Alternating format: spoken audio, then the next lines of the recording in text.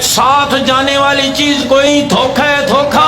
Sir की टोपी उतरेगी, आंख का चश्मा उतरेगा, कलाई की घड़ी उतरेगी, औरत है तो जेवर उतरेगा, माथे का झूमर उतरेगा, गले का हार उतरेगा, हाथों के कंगन उतरेंगे, उंगली की अंगूठी उतरेगी, पांव का पाजेब उतरेगा, जर्क बर्क लिबास उतरेगा और दो चादरों में लपेट कर रुखसत किया जाएगा। साथ जाने वाली चीज कोई नहीं, लेकिन कुरान की दौलत कब्र में भी साथ जाएगी, हशर में भी साथ जाएगी। इस्लामाबाद में हमारे एक दोस्त हैं फैसल मस्जिद के करीब, उस 7 भाई हैं, 7 आलिम हाफिज कारी हैं। उनकी वालदा का इंतकाल हुआ, जनाजा पड़ गया, दफन किया गया।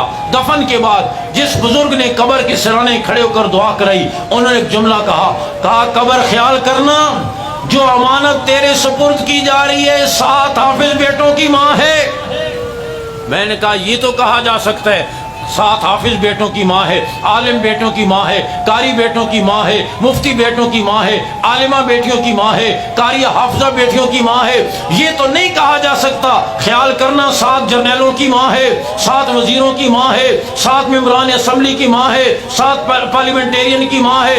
ये नहीं कहा जा, कोई कहना भी चाहे ना कब्र ख्याल करना वफाकी वजीर खजाना की माँ आ रही है, लोग कहेंगे बेवकूफ, ये निस्बतें यहाँ नहीं काम आती। कोई नहीं कह सकता, कोई नहीं कहने देगा, लेकिन हाफिज कुरान कह सकता है या अल्लाह मैंने बचपन में माँ की गोद छोड़ी, बाप की शफकत छोड़ी, बहन भाइयों की मोहब्बत छोड़ी, घर छोड़ा, बहन भाई छोड़े, सुबह सहरी से लेकर रात गए तक बोरी और चटाई पर बैठकर तेरी किताब को मैंने अपने सीने में महफूज किया।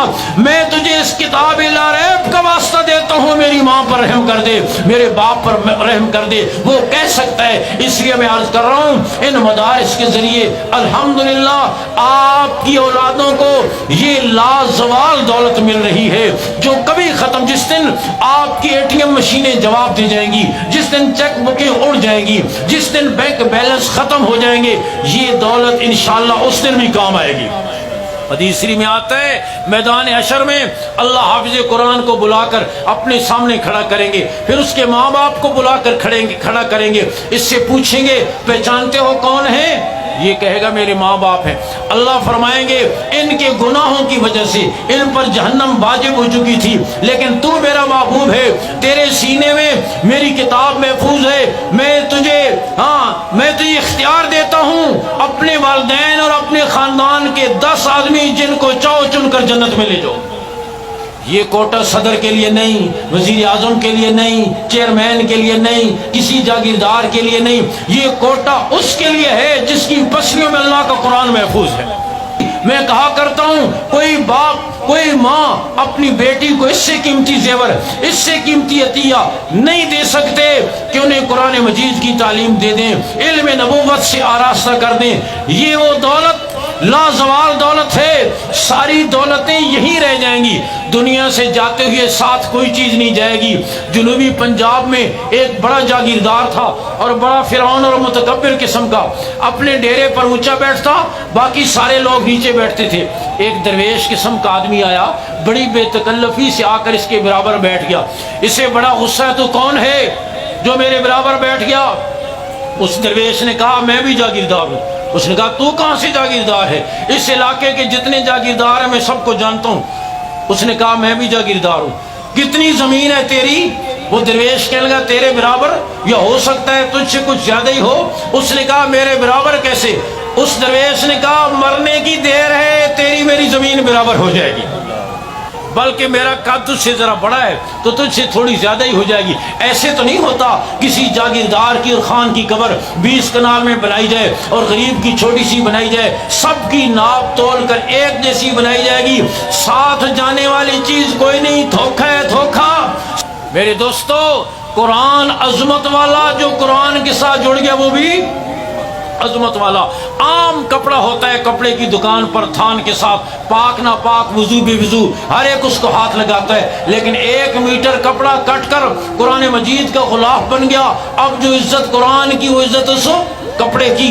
आम गत्ता होता है, कोई पंखा झलता है, कोई बर्तन ढांपता है, लेकिन वो गत्ता कुरान मजीद की जिल्द बन गया। अब जो इज्जत कुरान की वो इज्जत اس گتے کی معمولی لکڑیاں گھر میں پڑی تھیں، آپ نے جوڑ جاڑ کر قرآن مجید رکھنے کے لیے رحل یا تپائی بنا دی۔ آپ قیمتی سے قیمتی کرسی اور صوفے پر پاؤں رکھ کر کھڑا ہو سکتے ہیں، لیکن اس لکڑی پر پاؤں رکھنے کی کوئی جرت نہیں کر سکتا۔ میرے دوستو، کپڑا، گتا، لکڑی قرآن کے ساتھ وابستہ ہو جائے، یوں عزتیں پا لیتے ہیں۔ میرے نبی کا امتی وابستہ ہو جائے گا، کتنی عزتیں پا لے گا۔ تو الحمدللہ یہ دینی مدارس قوم کی سب سے بڑی ضرورت کو پورا کر رہے ہیں۔ اس لیے بے شک پکی گلیاں ہماری ضرورت ہے، بجلی ہماری ضرورت ہے، کھیل کے گراؤنڈ ہماری ضرورت ہے، ڈسپنسری اسپتال ہماری ضرورت ہے، اس ضرورت سے کوئی انکار نہیں کر سکتا۔